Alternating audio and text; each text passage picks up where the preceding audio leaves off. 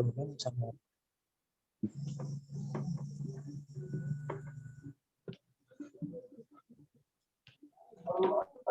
Baik, masih ada azan ya? Kita tunggu sebentar.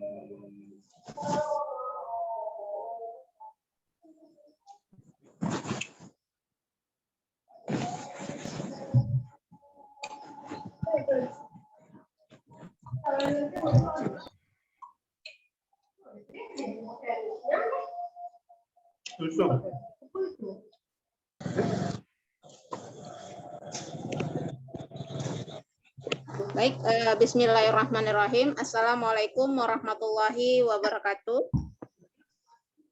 Assalamualaikum warahmatullahi wabarakatuh. Alhamdulillahirrahmanirrahim.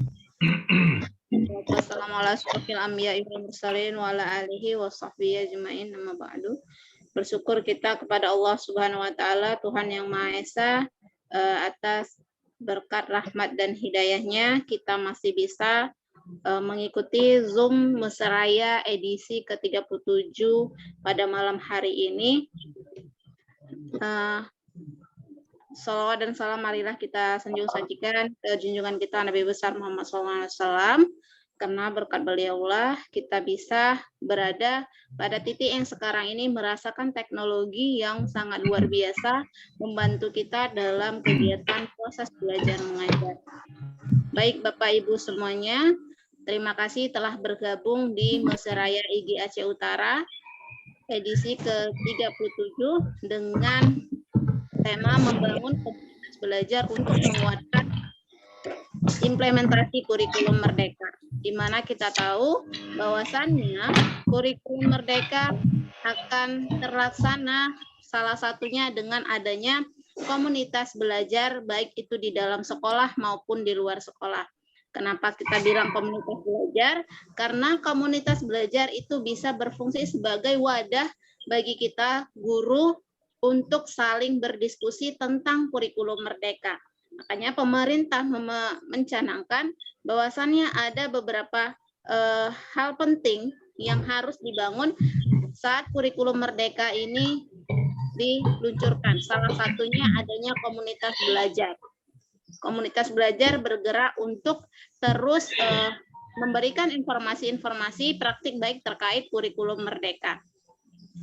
Baik, Bapak Ibu semuanya, perkenalkan nama saya Saripah Daulay, selaku penanggung jawab dari kegiatan Mesraya IG Aceh Utara, yang mana kegiatan ini berlangsung selama 2 minggu rutin ya, kegiatan rutin kami di IG Aceh Utara berlangsung 2 minggu sekali Bapak Ibu.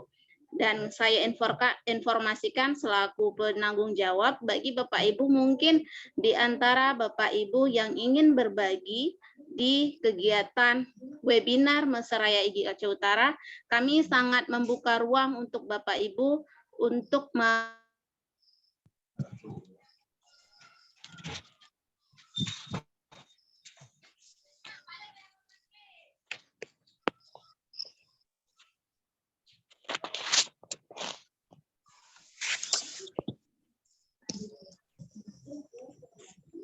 Halo? Sorry Pak, monitor.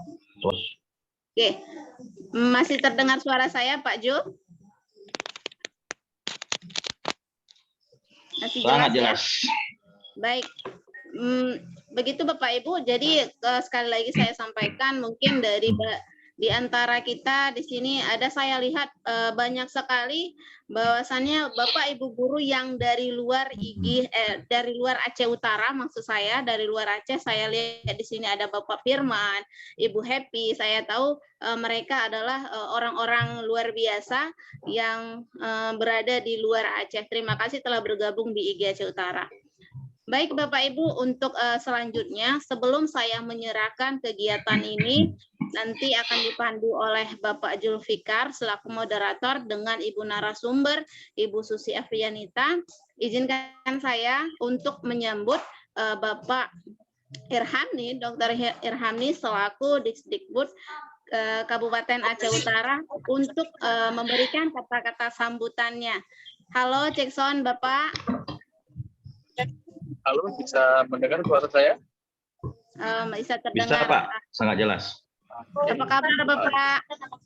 Alhamdulillah ini sudah sampai di Tanegaluh, bagaimana aja ini? Oh ya, masih dalam perjalanan. Terima kasih Bapak Iya, menyempatkan Ibu. waktu Ibu. untuk bergabung di Mesraya IG Aceh Utara. Terima kasih Siap, sekali siap. penghargaan apresiasi buat kami. Baik Bapak Ibu, Bapak sudah bisa memberikan kata sambutannya. Baik, bismillahirrahmanirrahim. Assalamualaikum warahmatullahi wabarakatuh. Waalaikumsalam. Waalaikumsalam warahmatullahi wabarakatuh. Rasulillah, wabarakatuh. Yang saya hormati para pegawai IG Aceh Utara, di Parigi, di dalam Manggamopi, Pak. Kemudian Pak Agul, Buya Bikku Sarifah, kemudian Obat Susi, yang kita tadi malam ada insiden ya Bu, mati lampu akhirnya tidak bisa melaksanakan kegiatan. Suara saya cepat dengar ya. Dengar Pak, jelas. Baik, saya mungkin akan singkat saja. Bapak Ibu sekalian, tadi pagi saya dengan salah satu sekolah misi Aceh Utara dan masalah tema adalah kita mereka tidak memiliki akses PNM karena kerumitan di dalam mencari akun madrasah belajar tinggi. Nah, ini yang sedang kami coba fasilitasi.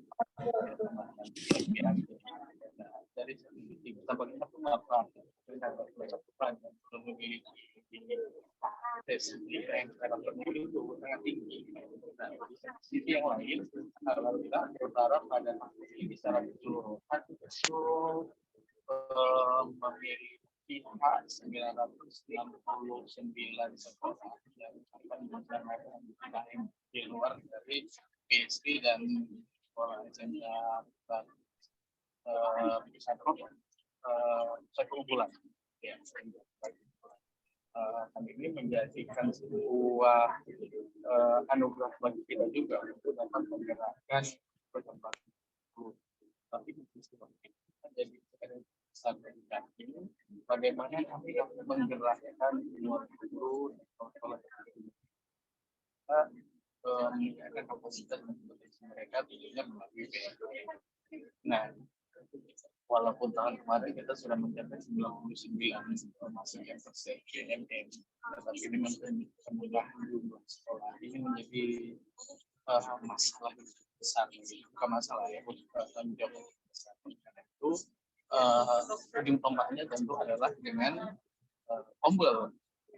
Kami sangat berharap komunitas belajar, baik komunitas belajar online, seperti antar lembaga, antar sekolah pendidikan, seperti MGMP, kemudian komunitas MGMP, punya Susi, dan lainnya, itu dapat membantu kami untuk meningkatkan pemahaman guru di dalam pemanfaatan PNM. Dan yang tidak salah, ini saya berharap melalui Mesraya ini hingga itu sangat besar untuk dapat mengembangkan ombel infrasekolah. Dan kami telah menginginkan semua sekolah itu sekarang sudah membentuk dan sudah mengesahkan komunitas belajar satu tiga. Sejak kemudian itu teman-teman untuk dapat membantu untuk membina teman-teman. Fungsi dari komunitas belajar ini adalah untuk membantu para guru di dalam memahami kurikulum mereka seperti di komunitas pembelajaran itu ini ya sangat berkat tadi Pak Rizky dan Pak Rizky dan Susi dan kemudian ada mari bantu kami silahkan berkoordinasi bagaimana kemudian menentukan komitmen pelajaran tingkat satuan pendidikan ini tidak hanya dalam bentuk kertas, tapi memang ada kegiatan itu si telah akan mendukung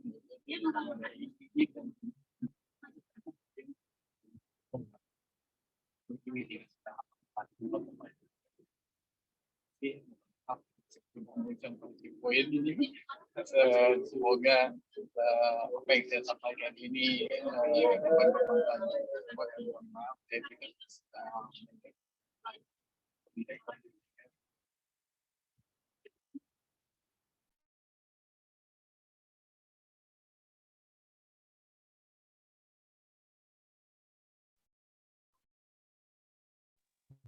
silakan Bu Sarita.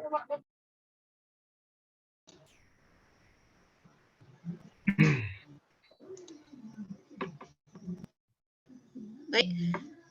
Halo. Baik, terima kasih kami ucapkan kepada Bapak Irhamni yang telah memberikan motivasi untuk kita bagaimana kita menguatkan komunitas belajar baik itu di dalam sekolah maupun di luar sekolah untuk menunjang kegiatan pemahaman tentang kurikulum merdeka, di mana kita tahu kita sudah sangat dianjurkan mengimplementasikan kurikulum merdeka saat ini. Terima kasih sekali lagi saya ucapkan kepada Bapak Irhamni, hati-hati di jalan karena sedang dalam perjalanan ya.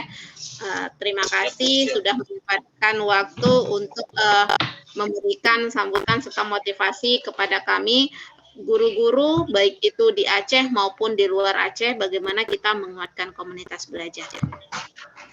Baik Bapak Ibu semuanya, kembali kita ke acara sesi selanjutnya, yaitu sesi pemaparan materi yang akan dipandu oleh Bapak Zulfikar. Sebelumnya, jika Bapak Irhamni sedang dalam perjalanan, kami persilakan untuk melanjutkan perjalanannya dan kami mohon untuk berterima kasih sekali lagi atas waktu dari Bapak telah menyempatkan waktu di memberikan motivasi kepada kami. Selamat jalan Bapak. Ya, Pak. Hati-hati di jalan Pak. Baik, selanjutnya akan sampai kepada tahap pemaparan materi yang nantinya akan dipandu oleh Bapak Zulfikar. Kepada Bapak Zulfikar, saya persilakan ruang dan waktu untuk melanjutkan sesi diskusi kita malam hari ini. Oke. Halo, Pak Jul. Bu Syarifah. Ya, halo. Assalamualaikum. Dengar suara saya jelas ya? Waalaikumsalam, sangat jelas. Oke. Terima kasih Bu Syarifah. Sebelumnya ada sedikit pantun dari saya biasanya. Berjalan-jalan ke pasar raya, singgah sebentar membeli durian. Cakep. Selamat datang para hadirin sekalian. Kita ketemu kembali di Meseraya. Oke, bismillahirrahmanirrahim. Assalamualaikum warahmatullahi wabarakatuh. Waalaikumsalam Waalaikumsalam warahmatullahi wabarakatuh. Puji syukur kepada Allah dengan mengucapkan alhamdulillah, selawat kepada Rasulullah dengan mengucapkan Allahumma sholli ala Sayyidina Muhammad. Yang terhormat Bapak Dr. Irhamni, Kabid Pendidikan Dasar Dinas Pendidikan dan Kebudayaan Kabupaten Aceh Utara. Yang kami hormati Ibu narasumber hebat pada malam ini, yaitu Ibu Susi Aprianita. Beliau merupakan guru penggerak Angkatan Pertama Aceh Utara dan juga penggerak komunitas Aceh Utara serta pengurus IGI Aceh Utara. Selamat malam, Assalamualaikum Bu Susi. Kemudian ya, yang kami hormati juga Ibu Syarifah Daulay, Kabid Diklat IGI Aceh Utara. Jadi yang satu Bapak Kabid di Dinas Pendidikan Aceh Utara, yang satu lagi Ibu Kabid Diklat pengurus organisasi IGI Aceh Utara. Selamat malam Bu Syarifah. Baiklah, Bapak Ibu, para hadirin sekalian, yang terhormat juga seluruh pengurus inti dan juga pengurus harian IGI Aceh Utara yang tidak mungkin saya sebutkan satu persatu. Kemudian di sini juga hadir Ibu Happy seperti yang Ibu Syarifah katakan tadi. Ada juga para pengajar praktik di sini saya lihat. Ada Ibu Sekar, Ibu Radia, selamat malam. Pak Wanafri, selamat malam, dan seluruh para hadirin yang telah berhadir pada Masa Raya edisi ke-37 kalau saya nggak salah, yang Ibu Syarifah sebutkan. Baiklah Bapak Ibu, terkait materi pada malam hari ini yaitu menggerakkan komunitas belajar, membangun komunitas belajar untuk menguatkan IKM. Ya, sedikit ada yang ingin saya sampaikan sebelum saya berikan kepada Ibu Moderator. Seperti kita ketahui, komunitas belajar itu kan terdiri dari sekumpulan guru ataupun tendik yang memiliki semangat atau kepedulian yang sama terhadap transformasi pembelajaran. Itu bisa melalui interaksi secara rutin atau dalam wadah di mana mereka bisa berpartisipasi aktif. Dan yang mana tujuan komunitas belajar ini salah satunya itu mengedukasi, mendukung, dan juga membina serta mendorong dan juga mengintegrasikan pembelajaran yang didapat. Nah, untuk pada malam hari ini untuk lebih jelas mungkin nanti akan disampaikan oleh Ibu Susi Afrinita selaku narasumber, dan nanti sistemnya Bapak Ibu para hadirin sekalian, nanti setelah Ibu Susi memaparkan materi akan ada sesi tanya jawab. Mungkin kita per sesi aja ya, Bu ya. Jadi yang kurang jelas mungkin bisa ditanyakan oleh sumber hebat kita pada malam. Oke, baiklah, untuk mempersingkat waktu, saya mempersilakan Ibu Susi Afrinita untuk memaparkan materi terkait membangun komunitas belajar untuk memperkuat IKM. Terima kasih, saya selaku moderator sendiri, saya serahkan kepada Ibu Susi. Assalamualaikum warahmatullahi wabarakatuh.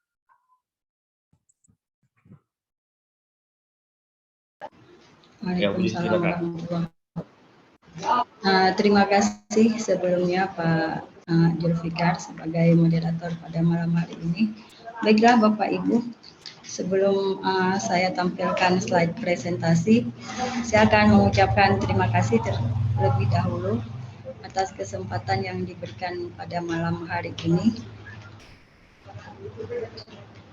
Saya ucapkan Assalamualaikum warahmatullahi wabarakatuh. Waalaikumsalam warahmatullahi wabarakatuh. Selamat malam dan salam bahagia buat Bapak Ibu guru hebat yang ada di ruang virtual ini. Baiklah, saya izin share screen dulu ya.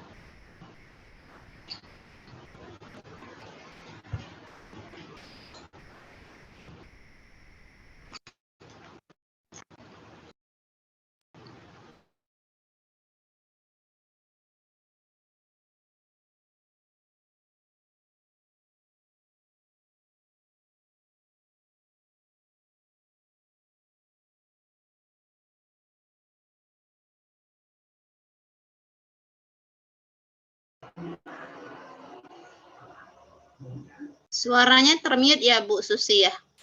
Suaranya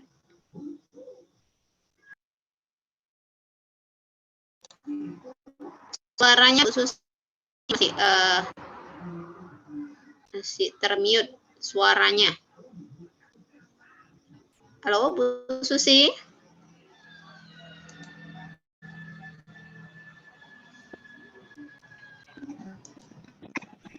Bu Susi monitor. Saya hentikan dulu. Oke. Bentar.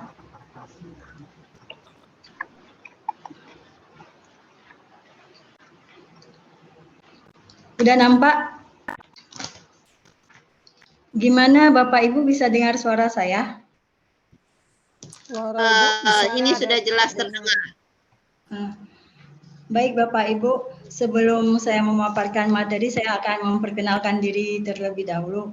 Tentunya semua udah kenal saya, tetapi ini biar lebih akrab, saya tetap akan memperkenalkan diri. Yang pertama, nama saya adalah masih sama ya, Susi Afrianita, dan masih mengajar di SMP Satap Negeri 8 Luksukun. Kemudian saat ini saya menjadi alumni GP 1 dan PP Guru Penggerak Angkatan 9, kemudian PPMB dan NS BPB kemarin tahun 2023, GCT tahun 2022, dan alhamdulillah juga pada bulan ini menjadi salah satu pengurus IGI Kabupaten Aceh Utara. Dan yang terakhir adalah sebagai penggerak komunitas belajar. Jadi materi saya pada malam hari ini adalah membangun komunitas belajar. Jadi seperti yang sudah kita ketahui bersama, komunitas itu ada 3. Ada yang namanya komunitas daring di PMM, komunitas antar sekolah, dan komunitas sekolah. Jadi pembahasan kita malam hari ini adalah prioritas membahas tentang komunitas sekolah. Jadi pembahasan topik pada malam hari ini kita akan mengulas satu persatu. Yang pertama tentang komunitas belajar dalam sekolah. Yang kedua, peran kepala sekolah dalam komunitas belajar. Dan yang ketiga adalah pembentukan tim kecil pada komunitas belajar dan telaah data murid dari berbagai sumber. Kemudian penyepakatan nilai dan komitmen bersama. Selanjutnya kita akan mengulas juga tentang analisis pembagian kelompok belajar sesuai dengan konteks satuan pendidikan, dan yang terakhir adalah penyepakatan jadwal pertemuan rutin komunitas belajar. Nanti Bapak Moderator, jika saya kelewat waktu atau beberapa menit ke depan sebelum sesi habis, nanti tolong diingatkan karena materinya lumayan, ini ada 33 slide. Sekarang kita lihat apa itu komunitas belajar dalam sekolah. Slide-nya belum ada, Bu Susi. Hah? Slide-nya belum terlihat. Belum muncul. Kaget Bu Susinya. Jangan kaget Ibu. Ini nampak nggak? Belum. Belum Bu, belum Gimana? kelihatan. Bu Susinya nampak. Bu Susinya nampak, slide-nya enggak. Bu Susinya nampak, tapi slide-nya nggak muncul ya? Udah ulang lagi. Nah, ini baru mau bisa.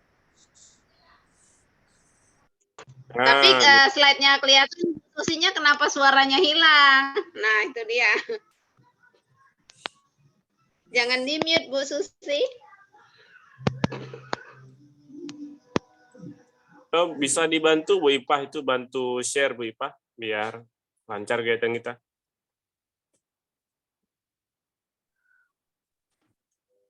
Bu Susi nggak kedengeran suara. Bu Susi kirim ke Bu Saripah aja biar di-share Bu Saripah.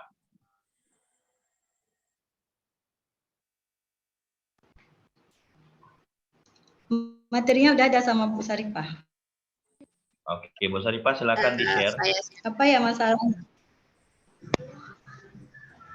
Sebentar.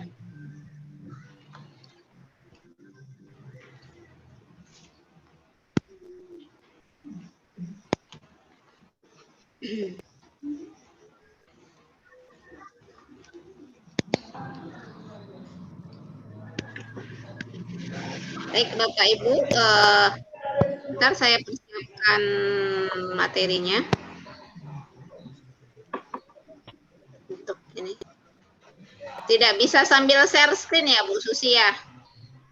Enggak, tadi di share screen terus kan mikrofonnya hidup. Jadi apa kendalanya kok ketika di share ini mati, nggak kedengaran? Karena saya biasa pakai mic. Biasanya tidak masalah Bu Susi.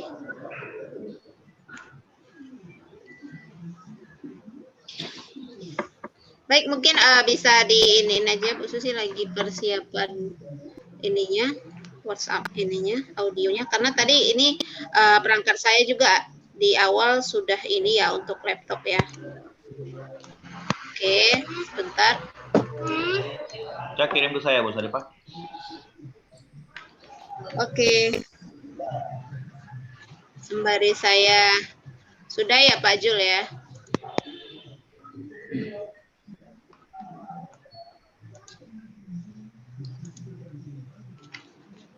Mungkin lebih cepat Pak Jul karena memang perangkat saya tadi tidak mendukung untuk Zoom.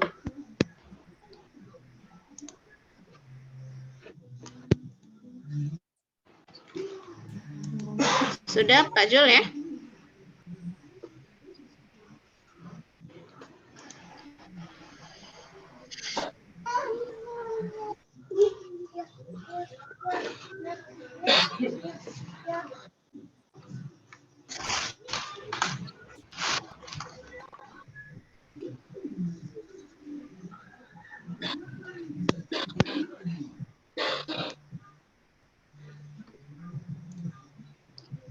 Disable Bu Syarifah, saya nggak bisa share.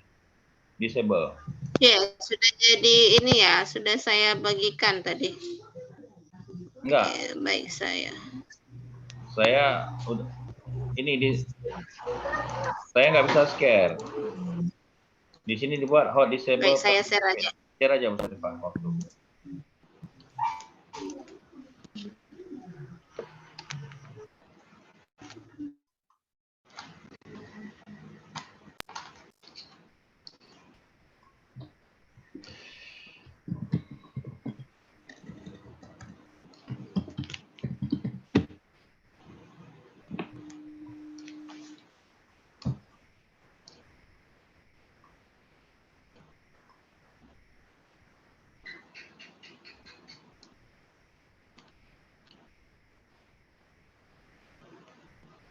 Bu Syarifah suaranya nggak ada. Ya. Gimana Pak Jul? Udah bisa di-share. Atau Bu Susi baca terus nggak apa? Dang nanti di-share, Bu Susi baca terus nggak apa-apa. Bu Susi bacakan aja apa yang disampaikan. Baik. Mana ya filenya? Jadi, bentar saya cari file juga dulu. Nah, bisa kan? Oke. Udah kan? Bu Susi? Udah ya. Jadi saya nggak share nih. Saya bacakan aja ya. Baik Bu Susi, sudah di-share dengan Pak Jul. Oke. Bentar ya. Tadi definisi ya, Pak Jul masuk ke definisinya.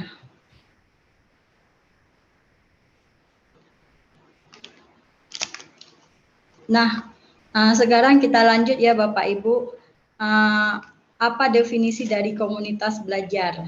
Di sini sudah dijelaskan, komunitas belajar itu adalah sekelompok pendidik dan tenaga kependidikan atau PTK yang belajar bersama, berkolaborasi secara berkelanjutan dengan tujuan yang jelas dan terukur untuk meningkatkan kualitas pembelajaran sehingga berdampak pada hasil belajar murid. Jadi di sini saya ingin mengulas sedikit tentang komunitas belajar sekolah. Komunitas belajar sekolah itu pembahasannya lebih kepada apa yang menjadi kendala dalam pembelajaran. Kemudian slide selanjutnya Pak Jul. Yang kelima. Secara umum, komunitas belajar itu diadopsi dari teori Professional Learning Community atau PLC oleh Richard Dufour sebagai gambaran besar. Jadi PLC itu berbicara tentang 3 ide besar dan 5 dimensi dalam komunitas belajar. 3 ide besar tersebut ada 3 ini. Yang pertama, berfokus pada pembelajaran. Yang kedua, membudayakan kolaborasi dan tanggung jawab kolektif, yaitu tanggung jawab bersama, bukan tanggung jawab secara personal. Kemudian, ide besar yang ketiga adalah berorientasi pada hasil pembelajaran murid. Nanti kita akan membahas satu persatu di slide selanjutnya. Lanjut Pak Jul. Yang pertama, ide besar pertama tadi, fokus pada pembelajaran. di sini diharapkan PTK perlu mampu menjawab 4 pertanyaan kritis ketika membahas tentang pembelajaran.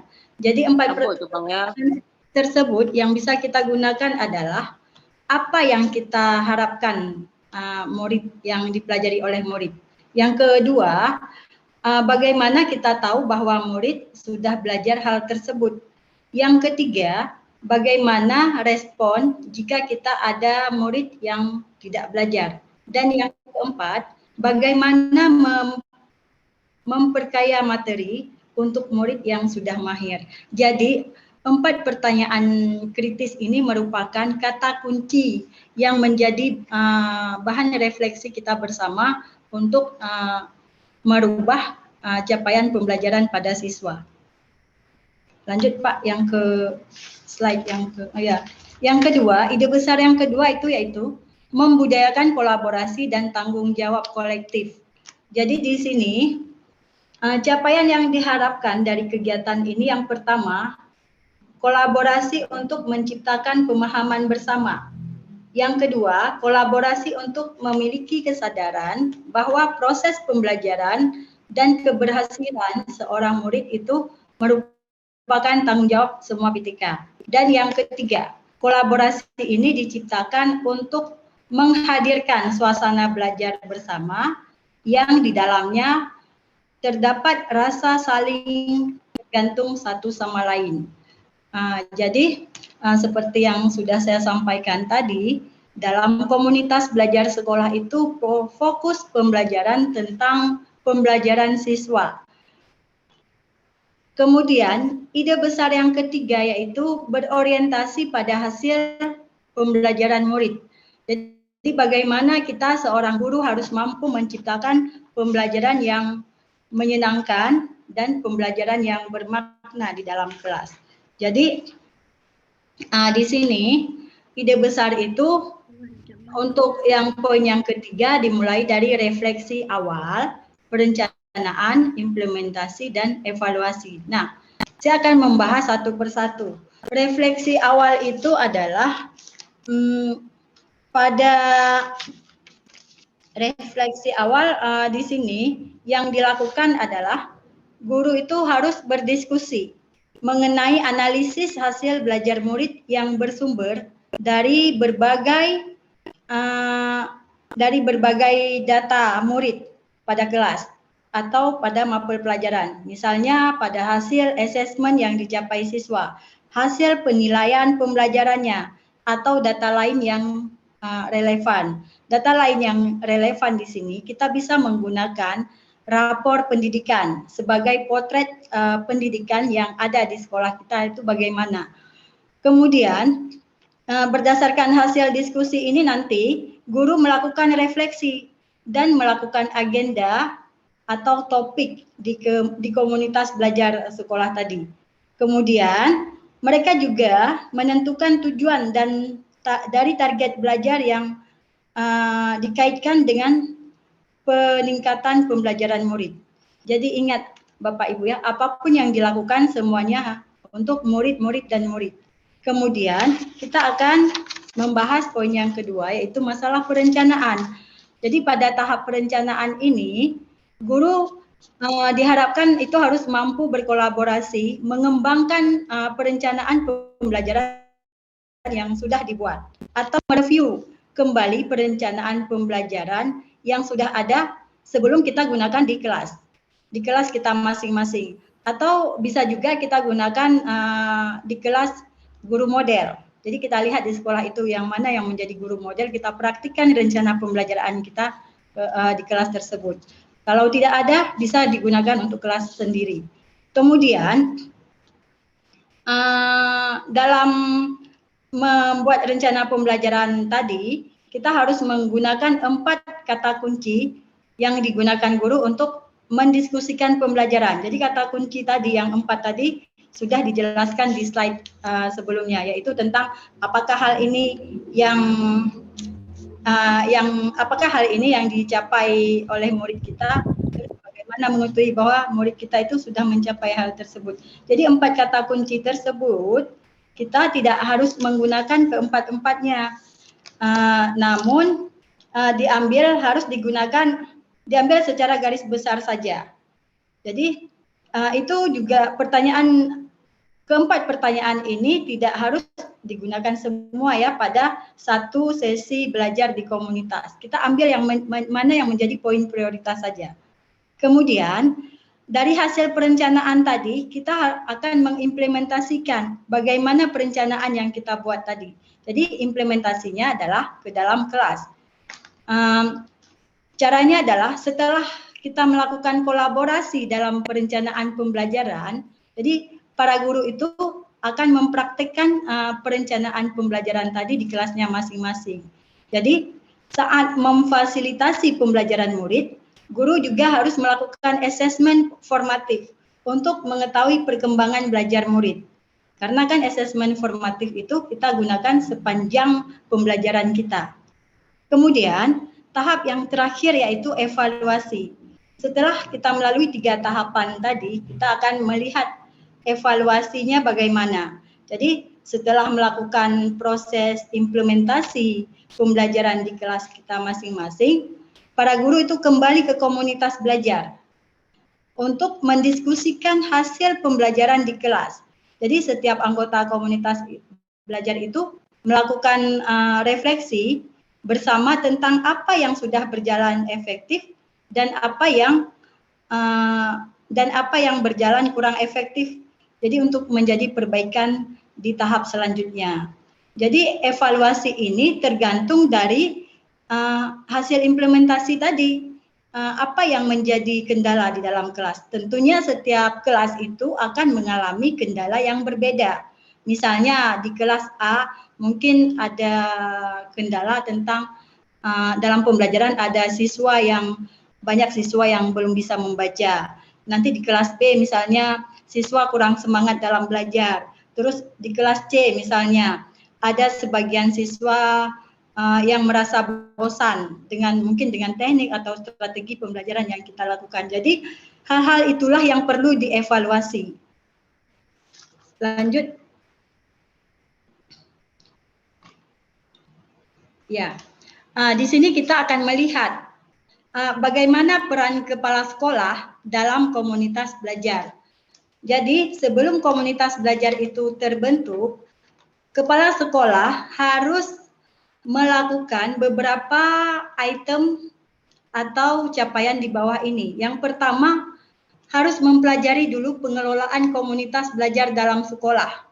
Seperti apa? Kemudian membentuk tim kecil komunitas belajar. Jadi tim kecil itu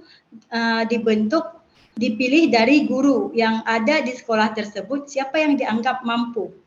Yang dianggap mampu melakukan perubahan dan yang dianggap mampu menggerakkan rekan-rekan sejawat.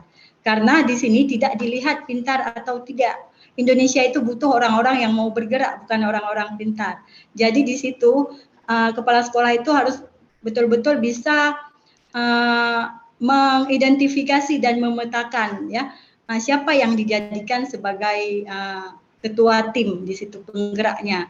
Nanti karena di dalam tim kecil itu diharapkan nanti terbentuk satu struktur organisasi tentang komunitas belajar. Jadi diharapkan komunitas belajar itu bukan hanya komunitas yang tertulis di SK-kan, tetapi tidak ada praktik baik yang dilakukan di sekolah. Kemudian di sini yang poin yang ketiga, bersama dengan tim kecil tadi menelaah data-data hasil belajar.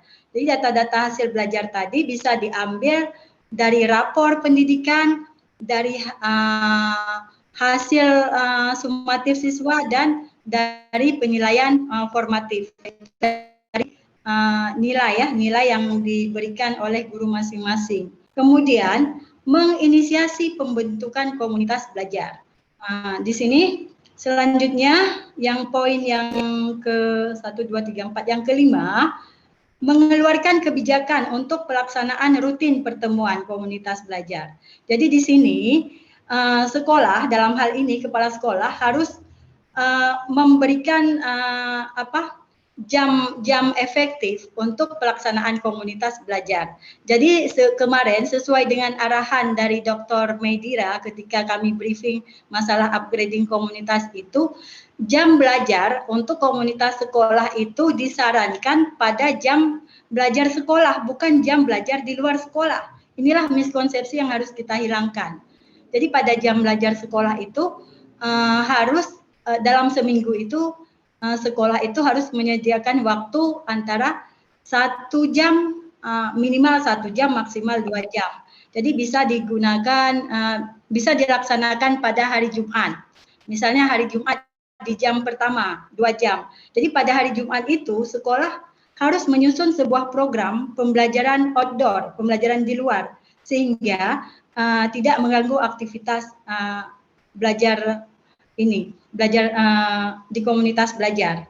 Karena apabila dalam komunitas belajar itu membahas masalah IKM, untuk masalah IKM sendiri itu disuruh bahas di luar jam sekolah. Di luar jam sekolah. Boleh sebulan sekali. Jadi sekolah itu melakukan in-house training. Misalnya 1, 2, atau 3 hari, tergantung kebutuhan sekolah, tergantung apa juga yang mau dibahas. Misalnya guru belum paham bagaimana cara merancang modul ajar. Jadi sekolah itu harus membuat sebuah pelatihan in-house training kepada guru-guru untuk memahami tentang pembuatan modul ajar. Dengan catatan yang menjadi narasumber itu adalah aset yang ada di sekolah. Bisa memberdayakan, misalnya kalau ada guru penggerak atau ada pengajar praktik. Apabila tidak ada guru penggerak dan pengajar praktik, boleh juga kepada guru lain yang memang dianggap punya kompetensi dan mampu menjalankan tugas tersebut. Apabila tidak ada, itu kepala sekolah wajib mengundang narasumber dari luar untuk memberikan IHT kepada para guru di sekolah. Jadi sekali lagi saya tegaskan di sini, dalam komunitas belajar itu fokus membahas tentang masalah pembelajaran siswa, bukan membahas masalah IKM. Kenapa tadi judulnya dengan membangun komunitas belajar untuk menguatkan IKM? Karena diharapkan dari komunitas belajar adalah praktik baik, dampak praktik baik pembelajaran yang kita lakukan yang bersumber dari ilmu yang kita dapatkan dari kurikulum merdeka. Jadi praktik baiknya, bukan lagi membahas tentang kurikulum merdeka secara umum, membahas tentang modul project ini. Jadi kalau itu kan itu termasuk ke dalam ini, guru itu harus lebih mengupgrade diri kan untuk memahami hal-hal tersebut. Kemudian pemimpin juga harus merefleksi atau mengevaluasi kegiatan tersebut secara berkala. Karena begini, di dalam kombel sekolah itu tadi kan fokus membahas tentang masalah murid, tentang pembelajaran. Jadi membahas pembelajaran apa yang menjadi pembelajaran terbaik di kelas guru masing-masing dan apa yang menjadi tantangan pembelajaran di kelas mereka. Jadi dalam hal ini kita jangan langsung membuat strategi tentang pembelajaran anak, tetapi harus dielaborasikan terlebih dahulu dalam perencanaan. Misalnya tadi masalahnya, misal di kelas saya, masalahnya terdapat siswa yang tidak bisa membaca. Jadi kita buat perencanaan, buat program, apa yang harus kita lakukan, apa yang harus dilakukan sekolah untuk mengatasi hal tersebut. Jadi tidak serta-merta langsung ke strategi, oh kita akan menggunakan ini, tidak. Jadi kita itu harus mengidentifikasi dan memetakan setiap permasalahan yang ada di setiap kelas. Itu yang melakukan siapa? Guru mapel masing-masing. Kemudian dengan hal tersebut nanti kan pemimpin akan merefleksi dan mengevaluasi kegiatan tersebut secara berkala di komunitas. Lanjut.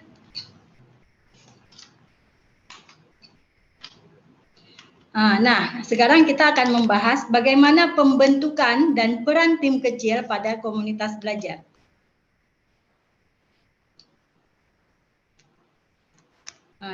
Ini ada pertanyaan, bagaimana proses awal terjadinya perubahan di sekolah? Dilanjut saja ke slide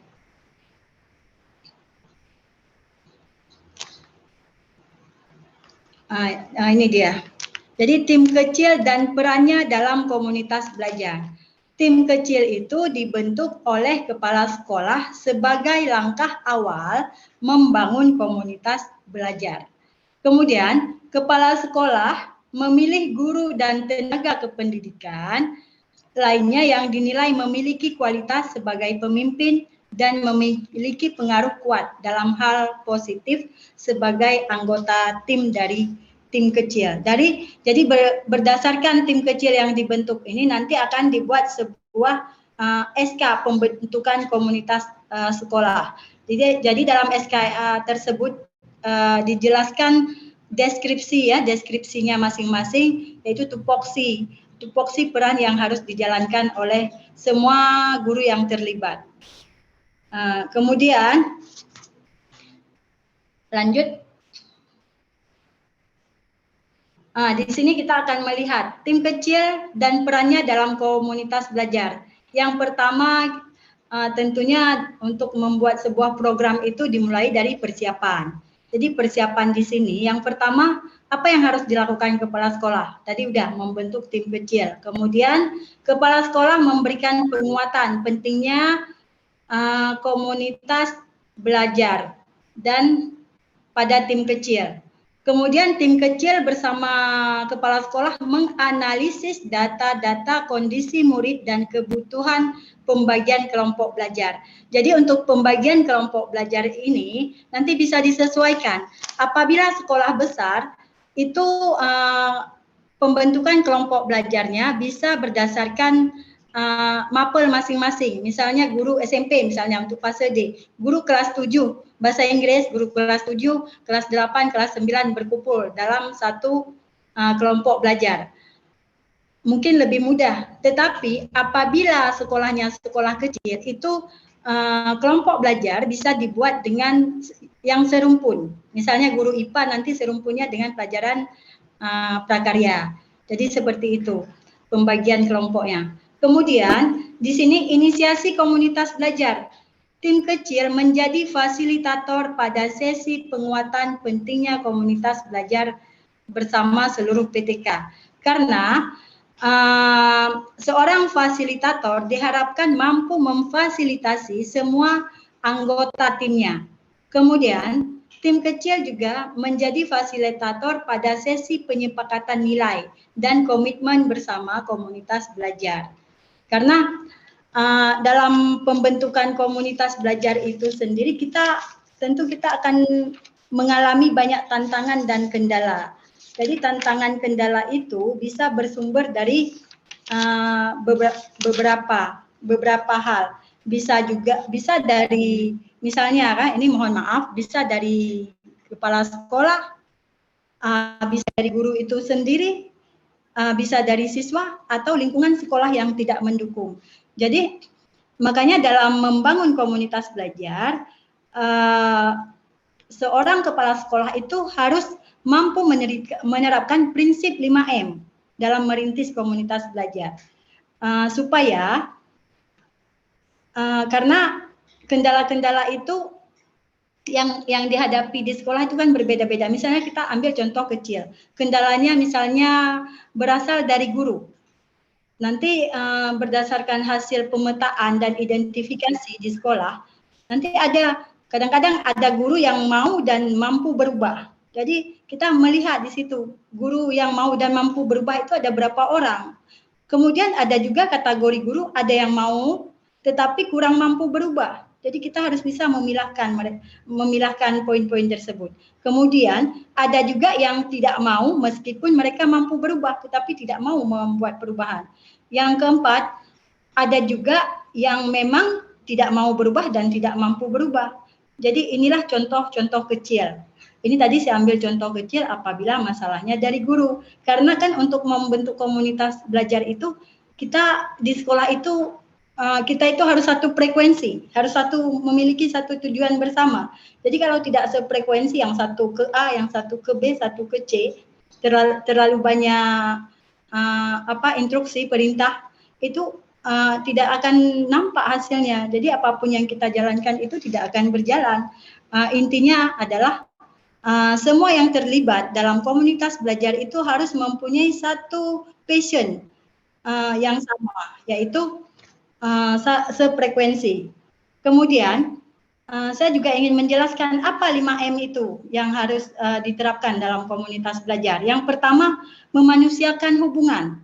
Kan tadi komunitas belajar itu dibentuk dari sekelompok orang manusia.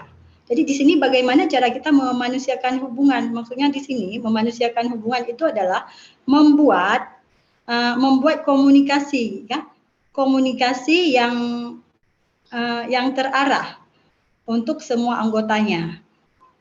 Maka setiap komunitas itu perlu memastikan hubungan dan interaksi yang terjadi untuk memanusiakan anggotanya. Jadi kalau komunikasi tidak bagus, itu juga menjadi salah satu penghalang untuk bisa berjalannya sebuah komunitas sekolah sesuai dengan harapan. Yang kedua juga harus memahami konsep. Tadi tujuan dibentuk komunitas sekolah untuk apa? Untuk mengatasi semua pembelajaran yang terjadi di dalam kelas. Jadi ingat konsepnya itu. Jadi yang dibahas juga tentang itu. Kemudian membangun keberlanjutan. Jadi membangun keberlanjutan terhadap apa yang sudah dicapai hari ini itu harus tetap berkembang dan berlanjut sampai ke tahapan selanjutnya. Kemudian harus memilih tantangan seperti yang sudah saya jelaskan tadi. Tantangan itu bisa berasal dari yang pertama bisa dari kepala sekolah, dari guru, dari rekan sejawat, dari murid atau keadaan lingkungan yang di sekolah. Apabila tadi tantangannya adalah di guru, apa yang menjadi prioritas tantangan di situ? Itu yang harus diangkat. Kemudian yang kelima, memberdayakan konteks. Kalau memberdayakan konteks ini kita kembali lagi ke kelas masing-masing. Berarti yang ditampilkan di sini adalah praktik baik apa yang sudah diterapkan di kelas masing-masing. Yang sudah baik itu harus dipertahankan. Yang belum baik, itulah kita harus berpacu untuk terus merefleksi dan merubah supaya menjadi lebih baik lagi. Kemudian di sini tadi udah ya, tim kecil membagi kelompok belajar dalam komunitas belajar udah. Kemudian pendampingan, tim kecil menjadi teladan dalam penerapan nilai dan komitmen bersama. Jadi tim kecil itu juga harus menjadi contoh untuk rekan-rekan yang lain. Kemudian tim kecil menjadi fasilitator dalam pertemuan rutin komunitas belajar. Karena apa? Karena tim kecil itu harus bisa memfasilitasi semua anggota yang ada di komunitasnya, memfasilitasi mereka dari segi pemberian materi, dari segi refleksi, penguatan, terus dari segi perencanaan apa yang akan dilakukan. Kemudian tim kecil mengulas tantangan pelaksanaan komunitas belajar dan memberikan rekomendasi solusi untuk menanggulanginya. Seperti itu. Jadi kita harus peka untuk hal-hal tersebut. Jadi setiap ada permasalahan itu kepala sekolah harus cepat merespon ya untuk mencari solusi. Lanjut.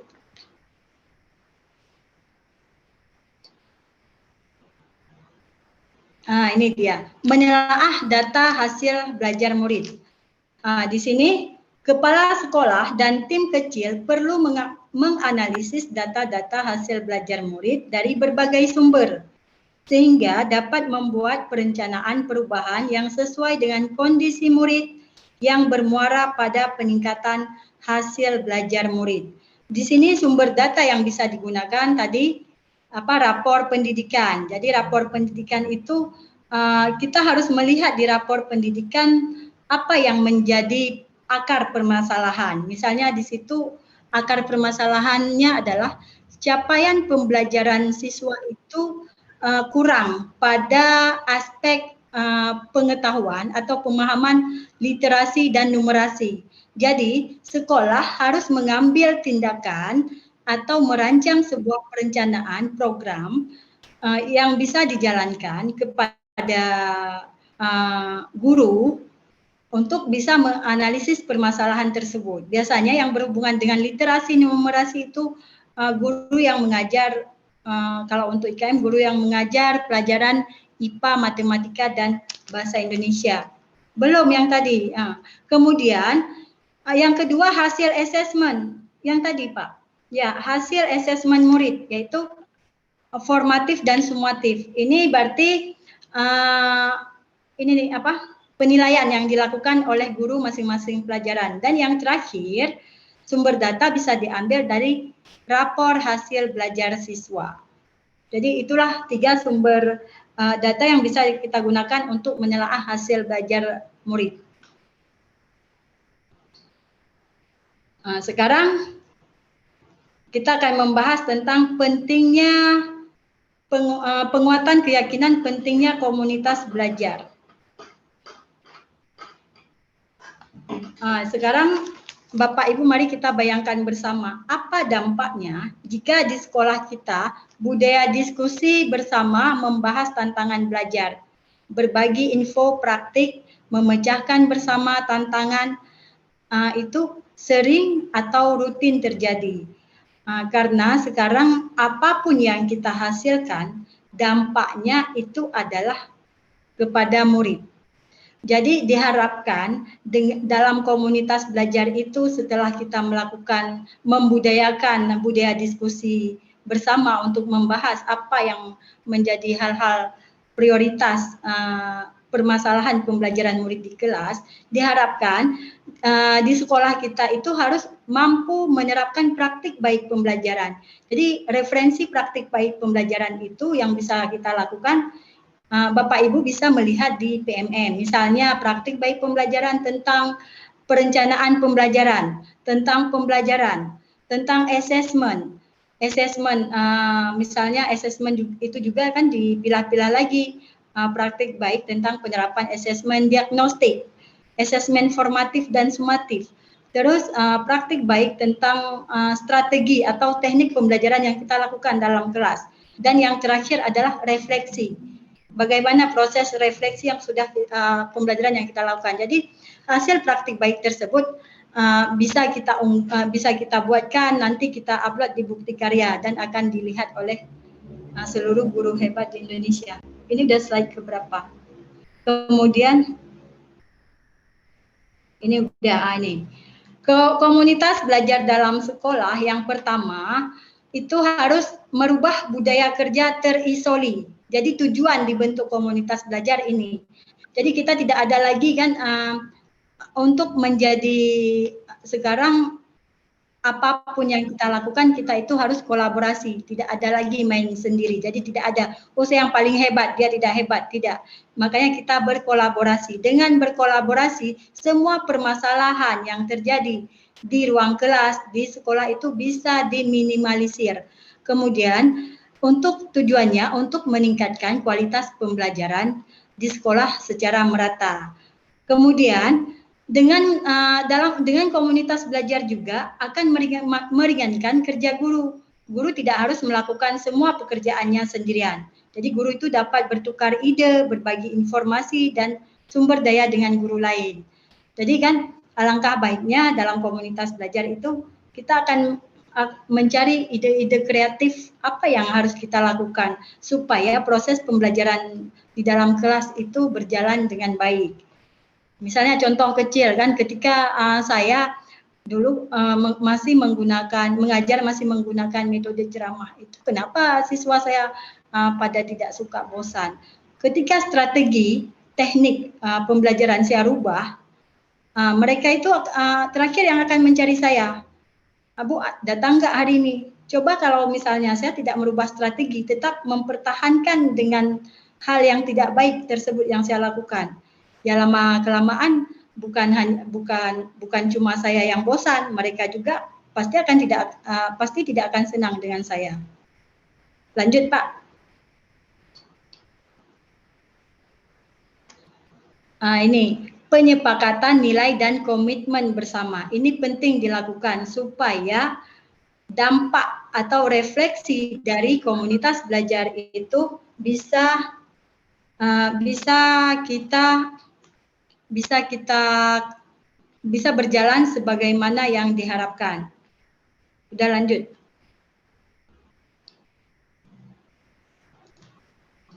Nah, sekarang kita akan menjawab. Jika dikaitkan dengan kolaborasi tim, apa pentingnya menyepakati nilai dan komitmen bersama? Jadi di sini nilai dan komitmen bersama merupakan pondasi, ya, pondasi untuk berkolaborasi dan menjadikan komunitas belajar menjadi tempat yang aman dan ramah untuk semua anggotanya.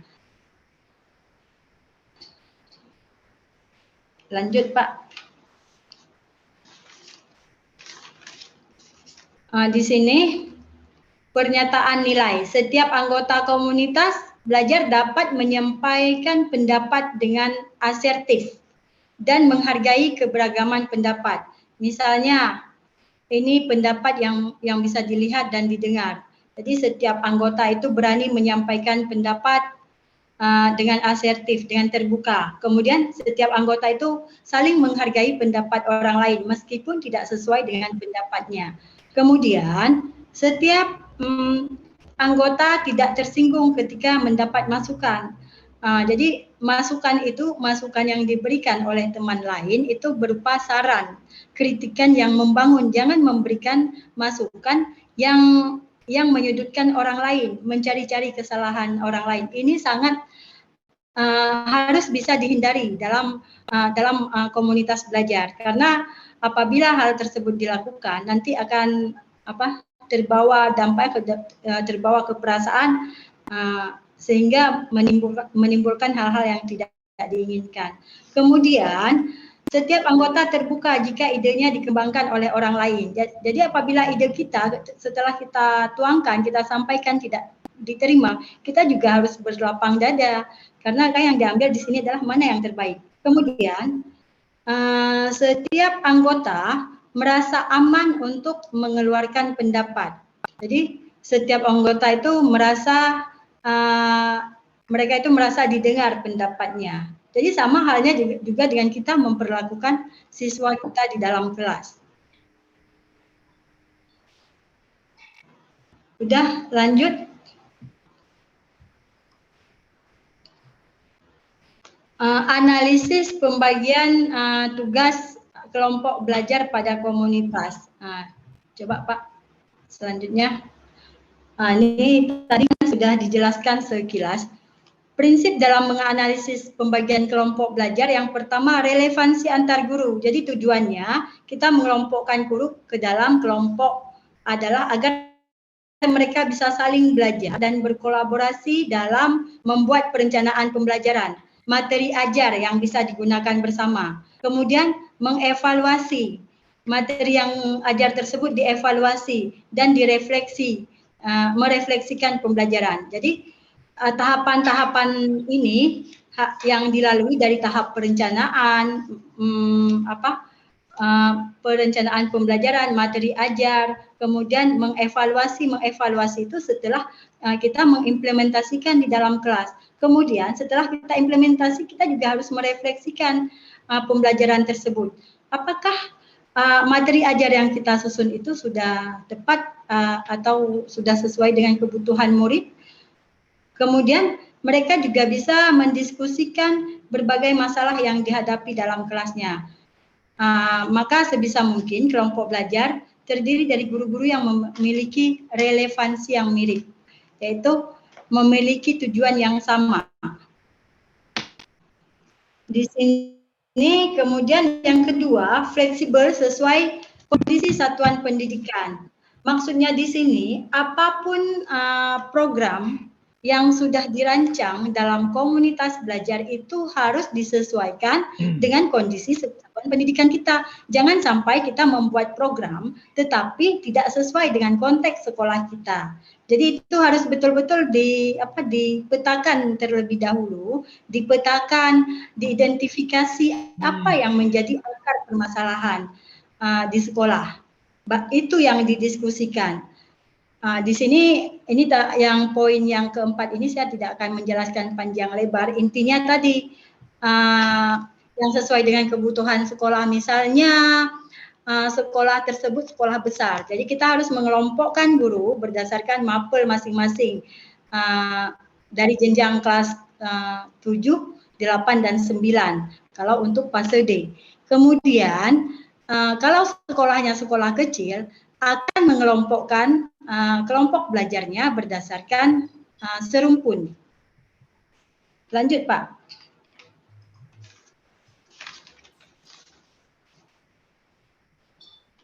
Ini penyepakatan jadwal pertemuan pada komunitas. Tadi saya sudah mengulas sepintas. Untuk penyepakatan jadwal, berarti sekolah itu harus membuat jadwal khusus untuk kegiatan rutin komunitas belajar. Misalnya kan, yang dianjurkan dari Kemendikbudristek yang disampaikan kemarin sama Ibu Dr. Medira itu untuk lebih efektif, kegiatan rutin komunitas belajar itu dilakukan pada saat jam belajar sekolah, bukan di luar jam belajar sekolah.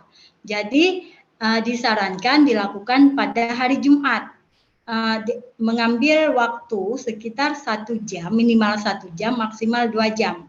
Jadi sekolah itu harus membuat program outdoor supaya siswa itu bisa belajar di luar.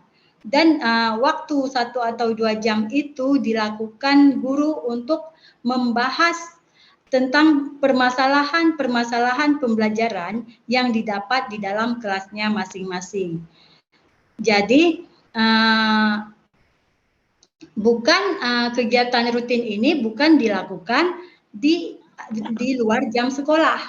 Yang boleh dilakukan di luar jam sekolah adalah ketika sekolah itu membahas tentang misalnya IKM atau apa pelatihan, yaitu membuat pelatihan dalam bentuk in-house training dalam jangka waktu 1, 2, atau 3 hari atau 4 hari sebulan sekali. Itu tergantung bagaimana kebutuhan sekolah. Kalau yang komunitas belajar itu harus rutin minimal 1 jam per minggu atau 2 jam. Jadi harus dilakukan per minggu.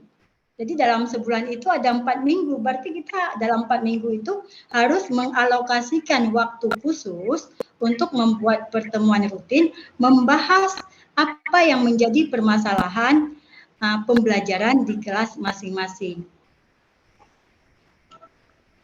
Jadi sekilas pembahasan dari saya. Mudah-mudahan apa yang saya sampaikan malam ini dapat memberikan manfaat bagi kita semua. Selanjutnya nanti kita akan ada sesi diskusi. Dan saya kembalikan kepada moderator. Terima kasih. Assalamualaikum warahmatullahi wabarakatuh. Assalamualaikum warahmatullahi. Ya, terima kasih Bu Susi. Pemaparan yang sangat luar biasa terkait masalah materi kita pada malam ini. Oke, baiklah para partisipan yang masih setia dengan kami di Mesir Raya, IGA Jawa Utara. Sekarang saatnya Bu Susi mungkin nanti bisa di-share aja bahannya di grup. Nanti biar saya share terkait masalah ini. Jadi Bapak Ibu partisipan pada malam hari ini, sekarang saya akan buka sesi tanya jawab. Untuk pertama mungkin 2 pertanyaan. Mungkin ada, silakan. Waktu dan tempatnya.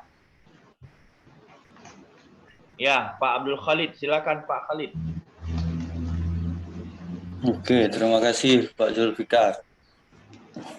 Mungkin sedikit, mungkin langsung sama Ibu pemateri Bu Susi ya.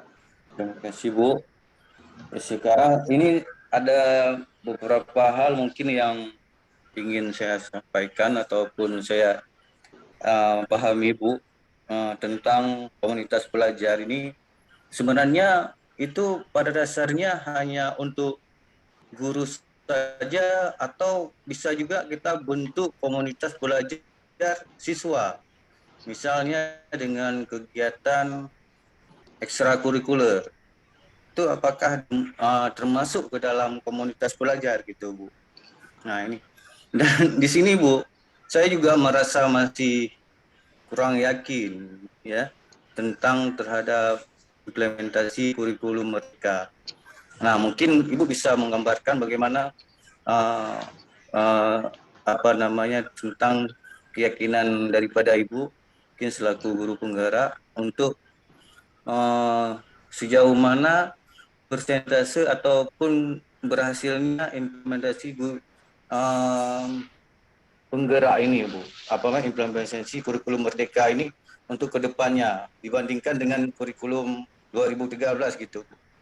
Nah, ini selanjutnya mengenai tentang membangun komunikasi dan keberlanjutan itu tadi, Bu. Nah, ini kayaknya kita melihat berbagai macam latar belakang karakter guru mungkin, Bu. Saya lihat di sekolah saya di situ di Tenudun itu mungkin ada berbagai macam karakter. Ada yang apalagi yang guru laki-laki ya. Itu agak susah untuk membentuk diajak untuk membahas komunitas tentang tentang refleksi, melakukan refleksi terhadap pembelajaran. Malah lebih senang dengan membahas masalah-masalah lain. Ini mungkin dari Ibu bagaimana tentang membangun komunikasi ini supaya tim komunitas ini berkelanjutan gitu, Bu. Nah, satu lagi mungkin, Bu, tentang peran kepala sekolah ini, Bu. Nah, menurut Ibu selama ini bagaimana peran kepala sekolah terhadap pembentukan komunitas itu, Bu? Mungkin hanya itu saja mungkin yang saya sampaikan. Sebelumnya terima kasih, Bu. Assalamualaikum warahmatullahi wabarakatuh. Oke, terima kasih Pak Khalid. Kayaknya pertanyaan diborong Pak Khalid semua nih, tiga. Jadi jawabnya dulu, Bu. Banyak. Jadi yang pertama tadi tanya, kalau saya nggak salah itu ekskul tuh masuk nggak ke komunitas belajar, satu intinya. Yang kedua itu kalau saya nggak salah lagi tujuan ya, kalau nggak salah ya, tujuannya daripada komunitas belajar. Kemudian yang ketiga, sejauh mana peran kepala sekolah terhadap komunitas belajar. Mungkin bisa dijawab Bu Susi dengan singkat, padat, dan jelas. Terima kasih. Baik, Pak Khalid. Saya akan mengulas satu persatu. Yang tadi ditanya kan, kegiatan ekstrakurikuler itu apakah bisa masuk ke komunitas belajar. Jadi sesuai dengan tujuan tadi, komunitas belajar itu dibentuk untuk mengatasi masalah pembelajaran yang terjadi di dalam kelas. Sementara kegiatan ekstrakurikuler dalam kurikulum Merdeka, struktur pembelajaran di kurikulum Merdeka ada pembelajaran intrakurikuler, kokurikuler, dan ekstrakurikuler. Jadi kan di kegiatan ekstrakurikuler itu mengembangkan bakat dan minat siswa. Begitu kan? Kemudian dengan komunitas belajar, setelah kita bisa memperbaiki tadi tantangan masalah pembelajaran di kelas, sehingga harapannya dampak dan refleksinya adalah bisa memberikan praktik baik pembelajaran. Jadi praktik baik pembelajaran itulah yang apabila misalnya sekolah penggerak, kan biasanya banyak praktik baik itu kan di sekolah penggerak. Ini yang khusus guru dulu, praktik baik pembelajaran itu nanti bisa kita bagikan kepada rekan-rekan guru lain sehingga mereka bisa mengadopsi praktik baik kita di sekolah mereka dengan melihat ini yang dikembangkan. Jadi mereka mengadopsi. Kemudian apabila kita belum melaksanakan perubahan pembelajaran tadi, bagaimana praktik baik itu bisa kita terapkan. Nanti diharapkan dalam komunitas belajar, itu di sekolah-sekolah di luar ya, itu mereka sudah membuat webinar yang menghadirkan narasumber siswa. Jadi pematerinya siswa yang menjadi host, menjadi moderator, menjadi narasumber itu siswa, yang terlibat semua siswa. Itu dari mana? Dari hasil dari komunitas belajar, dari hasil praktik baik pembelajaran yang sudah terjadi di kelas mereka, sehingga mereka itu bisa menyampaikan dengan leluasa. Sekolah saya misalnya ketika membuat pembelajaran yang menyenangkan dan bermakna, misalnya masalah eksperimen, mereka menampilkan ide-ide praktik baik yang sudah mereka lakukan di ruang virtual. Ini apabila dampaknya sudah ada. Yang kedua, tonggak ya. Tonggak maju mundurnya sekolah itu kan ada pada kepala sekolah. Jadi komunitas belajar ini akan berdampak secara optimal apabila segala stakeholder yang ada di sekolah, dari kepala sekolah sampai ke bawah itu kita saling berkolaborasi untuk membuat sebuah komitmen agar komunitas belajar ini bisa berjalan dengan maksimal. Kemudian apalagi ya Pak Jul? Lupa saya. Ini yang terakhir kalau saya nggak terakhir kalau salah, menurut Ibu Susi sejauh mana pengaruh kepala sekolah terhadap masa atau mendukung nggak kegiatan komunitas belajar? Nah, itu kalau saya nggak salah intinya di situ. Peran kepala sekolah sejauh ini sampai mana udah? Kalau saat ini, jadi kemarin kan masalah upgrading komunitas kan ada yang terpanggil ke Jogja. Tadi ada rekan saya di sini Pak Agus Azari ya dari NTB. Beliau kemarin terpanggil sebagai penggerak komunitas ke Jogja untuk penguatan ya komunitas belajar. Kemudian kalau saya akan upgradingnya melalui luring daring ya kemarin. Jadi kalau sekarang prioritas itu lebih kepada komunitas belajar daripada komunitas yang ada di PMM. Karena untuk mengatasi akar permasalahan yang ada dalam rapor pendidikan di setiap satuan pendidikan. Seperti itu. Kemudian di sini dalam hal ini tentunya ya peran kepala sekolah dulu yang harus menjadi prioritas. Bagaimana kan ini mohon maaf bagaimana ini anak buah kan yang lain bisa bergerak, bisa berjalan kalau tidak ada satu arahan, satu instruksi yang jelas dari di atas.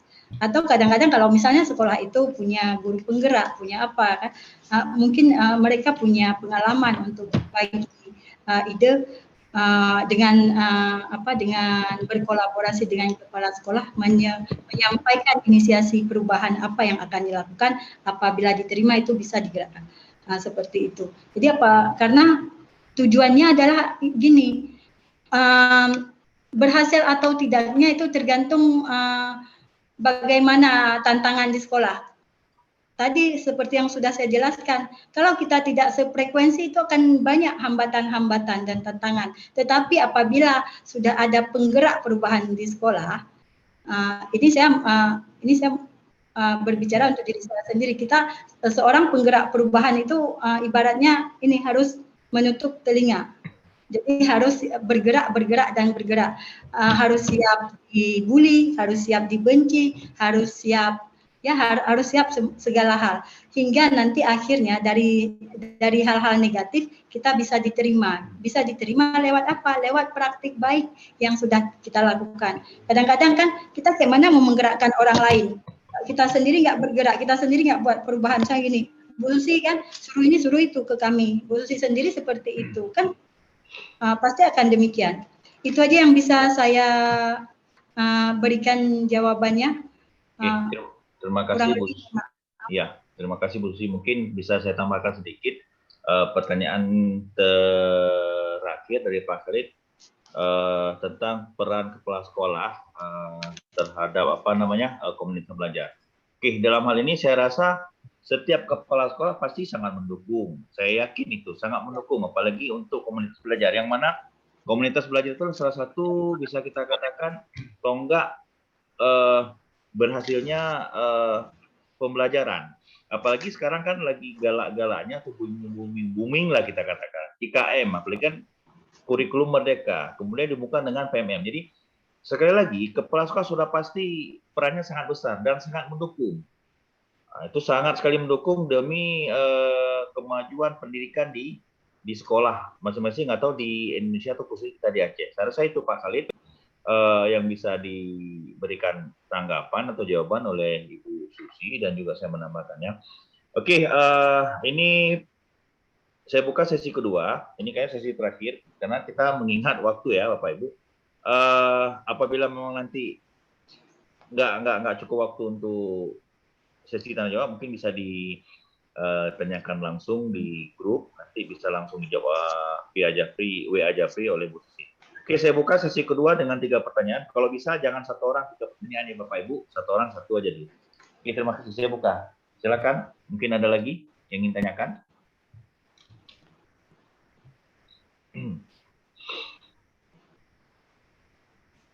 Ya, silakan Ibu Nurmawan. Ibu Nurmawan ya? Iya, Pak. Nah, saya pikir Bapak Nurmawan, maaf Ibu Nurmawan. Ibu Iya. Nurmawan ini CGP Angkatan 7. Angkatan 7. Oh, bukan GP ya? GP kayaknya GP lah, kan sudah selesai. Iya, karena ini belum pengukuhan, Pak, belum dapat sertifikat ya. Oh, tapi saya yakin itu sudah guru penggerak. Oke, silakan Ibu Nurmawan, silakan Bu. Baik, terima kasih Bapak atas kesempatannya dan juga terima kasih kepada IGI Aceh Utara dan juga kepada Ibu Susi Afiati yang luar biasa pemaparan dari materi beliau.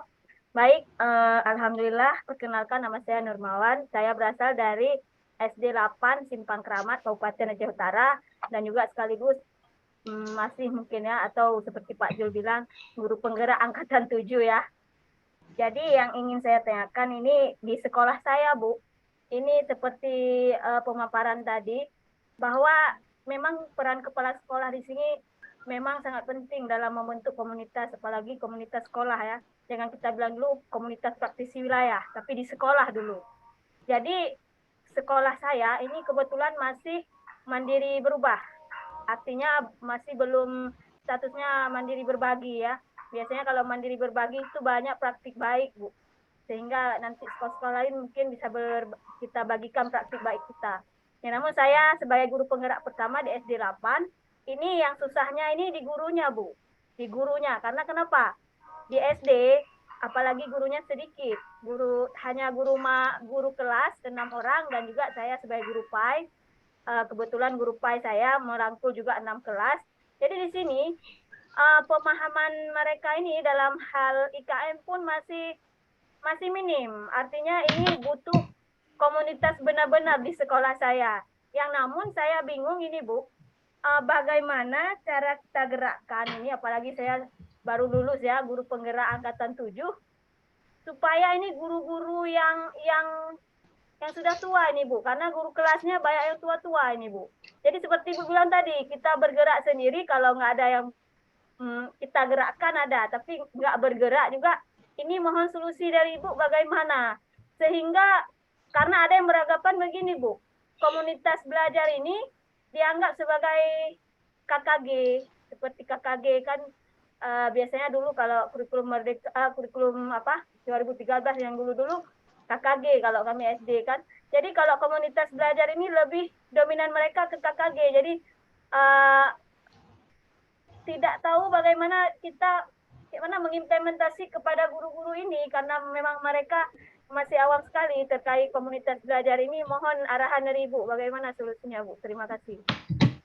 Oke, terima kasih Ibu Nurmawan atas pertanyaannya. Ini Bu Susi kita jawab langsung secara singkat padat atau kita tunggu 2 lagi? Kita tunggu 2 lagi lah ya, biar sekalian ya. Tidak ada lagi Bapak Ibu? Satu dulu, kalau nggak nanti nggak. Oh, boleh. Silakan Bu Susi, silakan.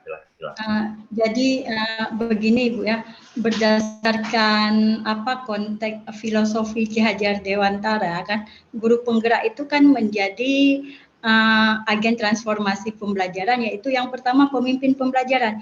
Jadi Ibu itu tidak usah pusing bagaimana bisa menggerakkan rekan sejawat dalam memahami IKM. Prioritas Ibu itu adalah bagaimana bisa menjadi pemimpin pembelajaran di kelas Ibu dulu sendiri.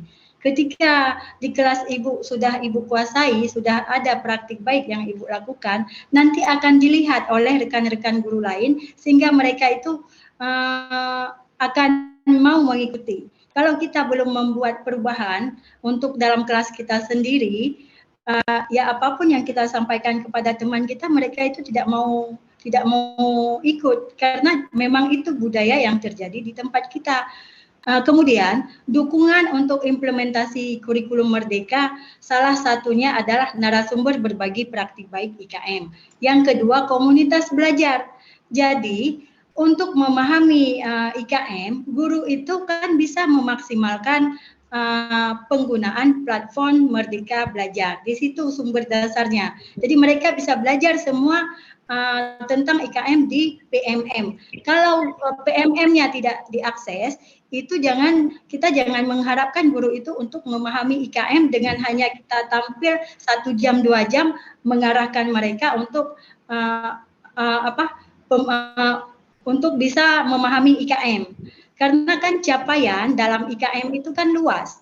Jadi ada tahapan-tahapan yang harus dilalui dari modul Merdeka Belajar, bagaimana menjadi pemimpin Merdeka Belajar, pembelajaran yang bermakna, kemudian memahami masalah perencanaan, assessment, pembelajaran itu ada modul ajar, modul project, kemudian memahami tentang P5, tentang refleksi, itu kan luas, banyak. Terus apabila dipahami aja tidak dilaksanakan juga tidak akan jalan.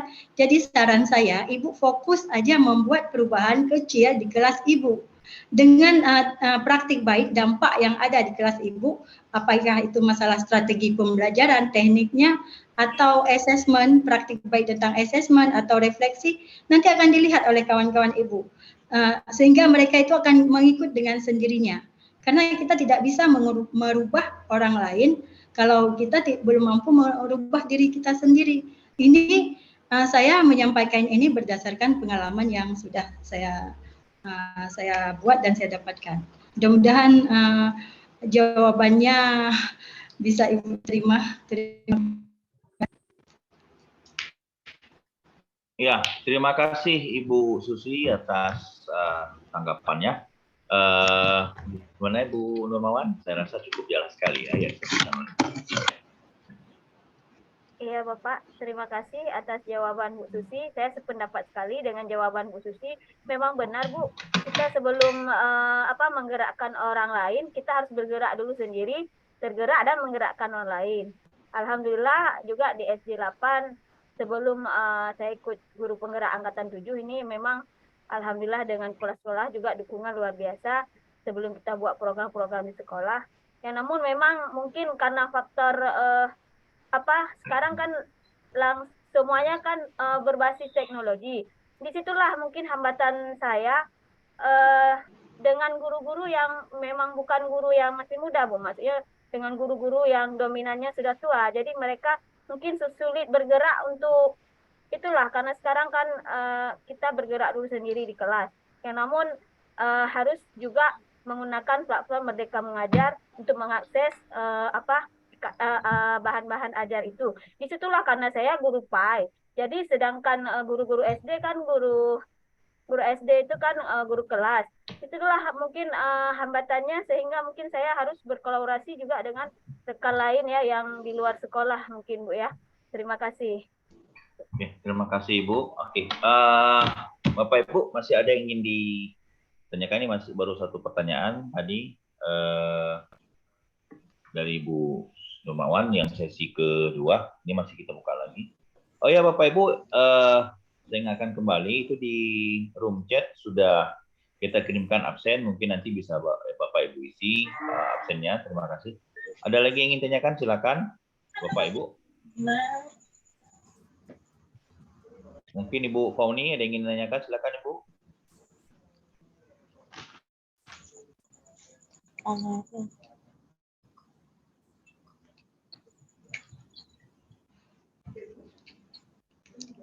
Ini Pak John sedikit sambil menunggu pertanyaan.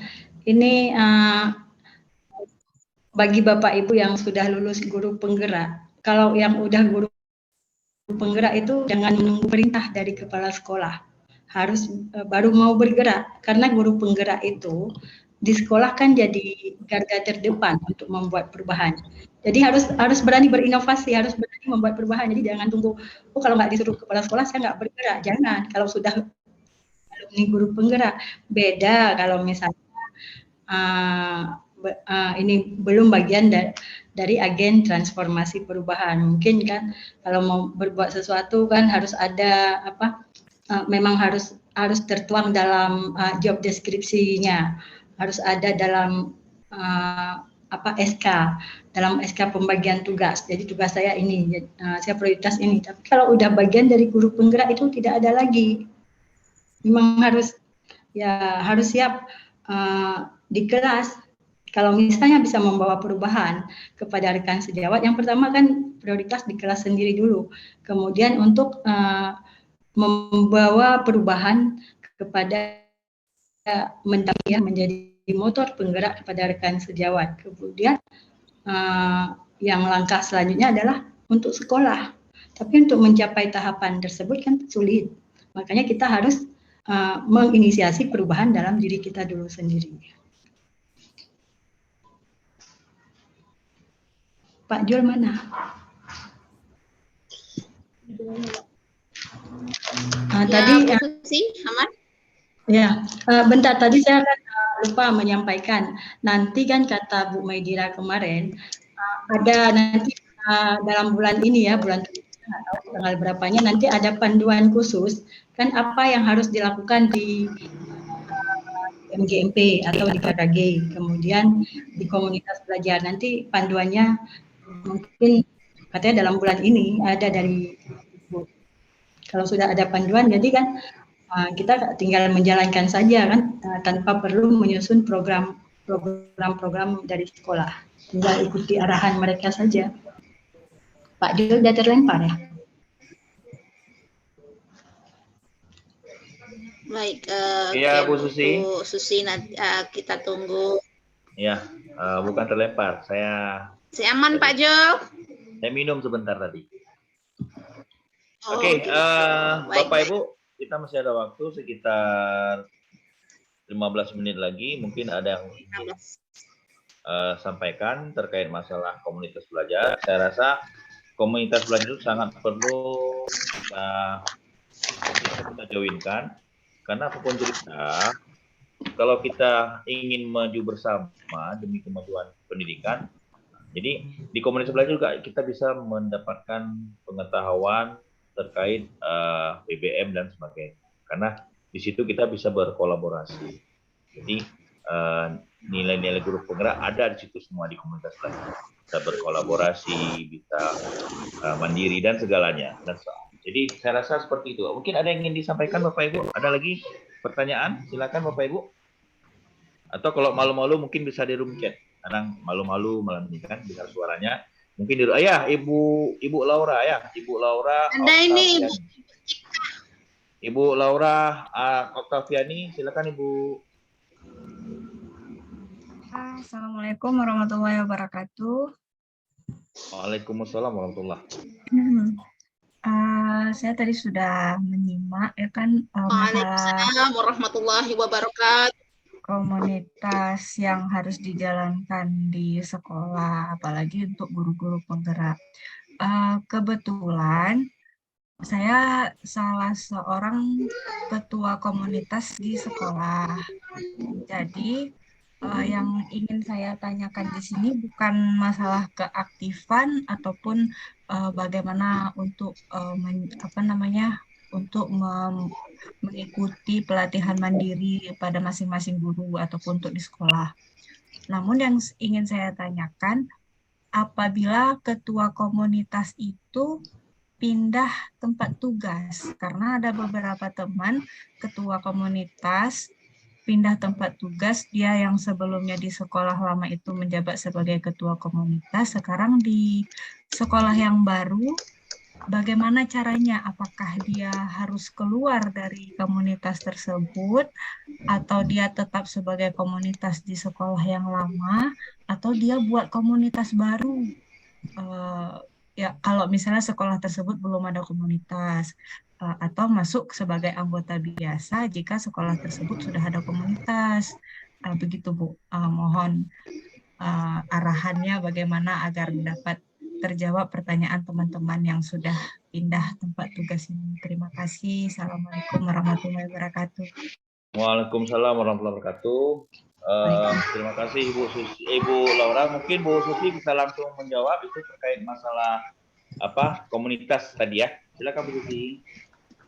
Jadi ini Bu, untuk komunitas sekolah itu tidak wajib daftar di PMN. apabila sudah terdaftar, tidak apa-apa. Jadi jangan menganggap kalau saya belum daftar PMM, komunitas sekolah itu tidak ada. Ini arahan baru kemarin. Jadi apabila sudah ada, ya tidak apa-apa. Karena tidak wajib ya, kata kuncinya tidak wajib. Yang terdaftar di PMM itu adalah komunitas daring.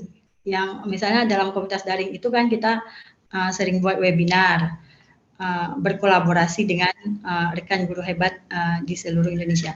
Apabila komunitas ibu tadi tidak terdaftar di PMM, ya tidak jadi masalah kalau misalnya perpindahan ke sekolah lain. Apabila terus apakah di situ ya kalau udah pindah ya udah ya otomatis jelas tidak lagi menjadi penggerak komunitas di tempat tersebut dan akan nantilah ibu bentuk lagi ibu rintis kembali komunitas belajarnya di tempat satuan pendidikan yang baru. Kan kita nggak mungkin kalau kita sudah berpindah tempat tetap menjadi penggerak di situ kecuali komunitas belajar daring yang sudah terdaftar di PMM. Itu aja Bu jawaban dari saya. Baik Bu. Ya, terima kasih terima Bu kasih Susi. Bu. Ya, terima kasih Bu Susi atas tanggapan dari Ibu. Ada lagi Bapak Ibu yang ingin ditanyakan? Kita buka satu penanya lagi ya Bapak Ibu.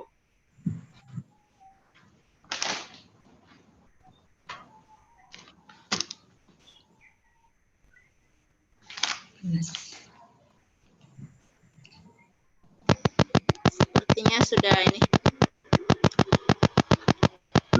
Halo Pak Jul, mungkin sambil menunggu, ini untuk diskusi dengan Bu Susi bisa tentang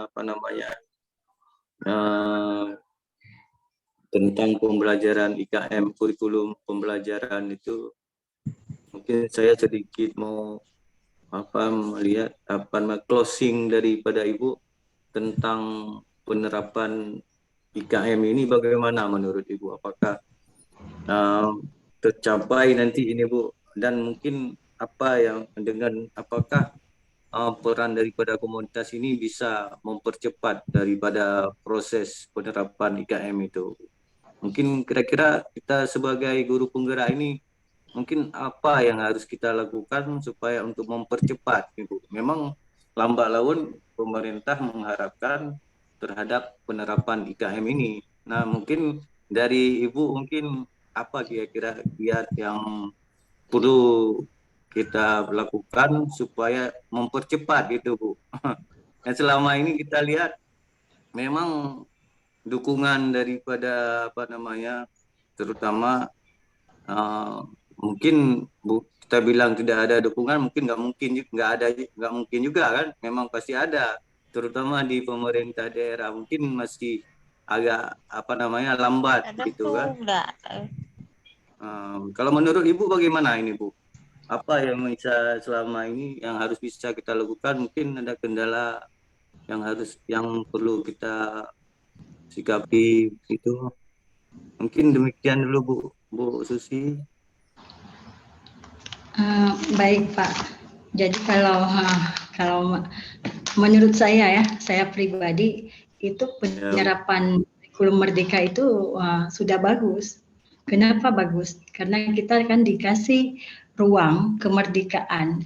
Bagaimana bisa mengembangkan pembelajaran yang berpihak pada murid. Jadi tidak terpaku pada modul ajar. Modul ajar kan sekarang sudah banyak, tinggal ATM, banyak link-link. Malah kalau ada masuk komunitas saya itu semua saya share, semua jenjang ada.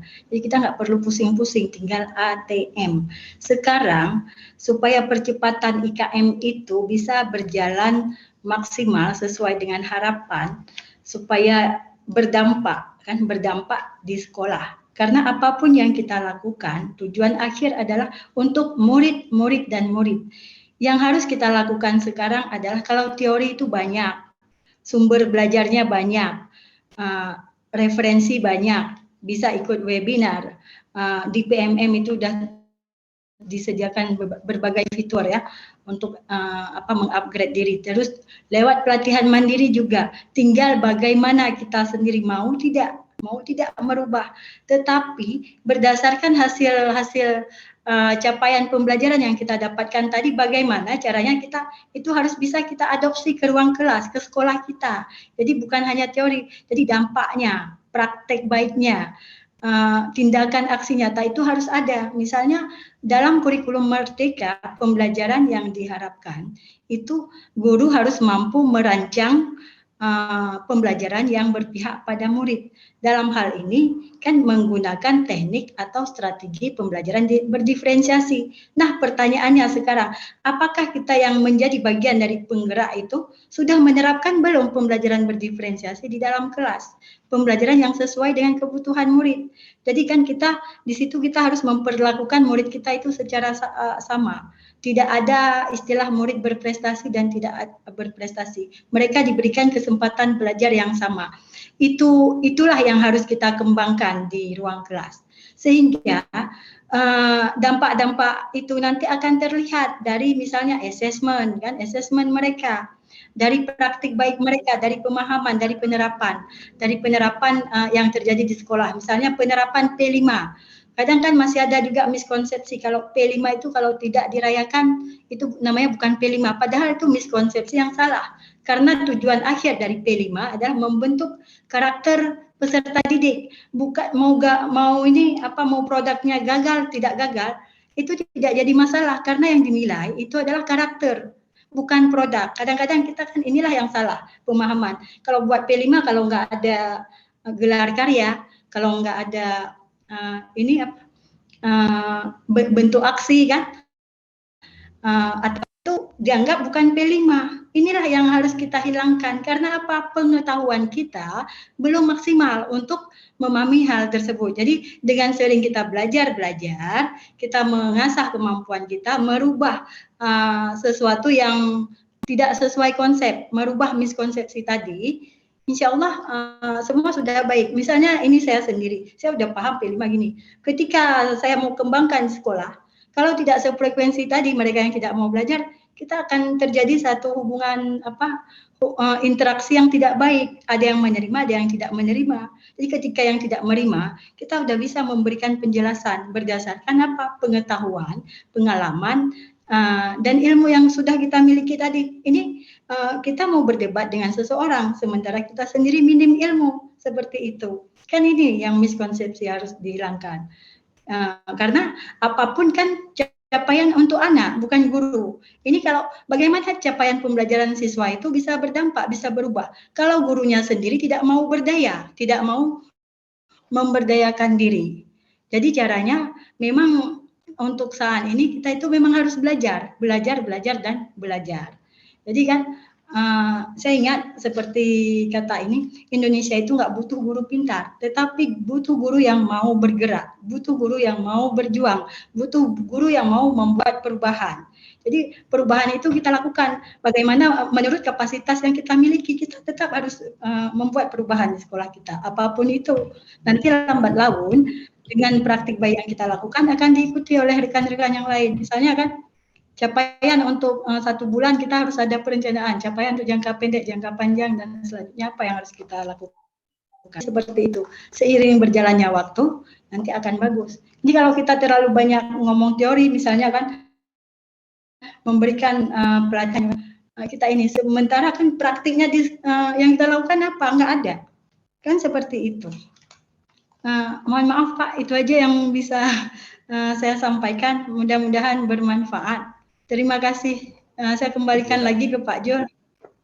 Ya, baik sekali Bu. Ya, terima kasih Ibu Susi. Gimana Pak Khalid? Saya rasa cukup jelas ya yang disampaikan oleh. Ya. Saya rasa sangat baik. Juga yang tadi. Ya, baik Bapak Ibu. Mengingat waktu pun sudah menunjukkan pukul 10. Jadi saya rasa kita padahi kegiatan kita pada hari ini. Sebelumnya ada sedikit yang ingin saya sampaikan, Bapak Ibu. Pergi memancing ke Sungai Sula, nilai dipancing di hari senja. Salam undur diri dari saya untuk para hadirin semuanya. Jadi terima kasih Bapak Ibu atas partisipasinya pada malam hari ini di kegiatan Madrasah Raya edisi ke-37. Saya selaku moderator mohon maaf apabila ada perkataan selama membawa acara, dan apabila ada kata-kata yang salah itu memang murni pure dari saya, yang mana itu dari Allah Subhanahu wa taala. Bila taufiq wal hidayah. Wassalamualaikum warahmatullahi wabarakatuh. Selamat mundur. Saya kembalikan ke Ibu Syarifah. Terima kasih. Waalaikumsalam warahmatullahi wabarakatuh. Warahmatullahi wabarakatuh. Terima kasih kepada Pak Jul dan Ibu Susi Afianita atas pemaparan dari materinya. Sungguh luar biasa ya, kita sudah tahu tentang komunitas belajar, betapa pentingnya komunitas belajar itu di dalam sekolah kita sendiri, karena malam ini kita membahas tentang komunitas belajar di sekolah. Baik Bapak Ibu semuanya, saya ucapkan terima kasih juga, dan saya ingatkan kembali Bapak Ibu untuk mengisi daftar hadir yang ada di kolom chat, ya, kolom chat Zoom, karena daftar hadir tidak akan kami bagikan di dalam grup saya yang ada di WhatsApp, tapi kami bagikan di room chat. Jadi Bapak Ibu yang belum mengisi, saya menunggu Bapak Ibu isi sebelum kita akhiri dari seluruh sesi kegiatan Zoom hari ini. Dan mungkin ada yang mau disampaikan closing statement dari Bu Susi, silakan Ibu Susi. Baik, jadi closing statement dari saya terhadap materi tadi adalah komunitas belajar itu memberi teman belajar untuk guru. Belajar bersama, terus belajar bersama komunitas itu lebih efektif dan membantu pengembangan kemampuan pembelajaran guru. Jadi guru itu pekerjaan yang tidak mudah. Jadi jika tantangan setiap guru itu sama, lantas kenapa guru tidak menghadapinya bersama dalam komunitas belajar sekolah?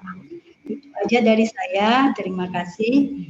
Wassalamualaikum warahmatullahi wabarakatuh. Waalaikumsalam warahmatullahi wabarakatuh. Baik Bapak Ibu semuanya, terima kasih untuk malam hari ini. Mungkin demikianlah pertemuan kita sesi Meseraya edisi ke-37, dan saya selaku penanggung jawab kegiatan dan host mengucapkan banyak terima kasih kepada Ibu narasumber, Bapak moderator, dan Bapak Ibu para peserta webinar pada malam hari ini. Dan saya ingatkan kembali, di presensi Bapak Ibu bisa mengisi apabila Bapak Ibu ingin berbagi dan berkolaborasi di webinar Meseraya IG Aceh Utara. Kami siap untuk berkolaborasi dengan Bapak Ibu, dan silakan Bapak Ibu mengisikan presensi, baik itu menjadi narasumber, moderator, ataupun host. Nanti akan saya hubungin Bapak Ibu jika bersedia untuk berbagi di webinar Meseraya kali ini. Dan besar harapan kami Bapak Ibu mau berbagi praktik baik yang sudah pernah dilakukan di sekolah, yang mungkin bisa menginspirasi Bapak Ibu guru di Aceh khususnya dan di Indonesia secara umum, sehingga Bapak Ibu praktik baiknya akan memberikan manfaat untuk kita semua. Mungkin demikian saja Bapak Ibu untuk malam hari ini. Saya mengucapkan mohon maaf atas segala kekurangan untuk kegiatan malam ini, dan saya akhiri. Wabillahi taufiq wal hidayah. Wassalamualaikum warahmatullahi wabarakatuh. Waalaikumsalam warahmatullahi wabarakatuh. Waalaikumsalam, selamat malam.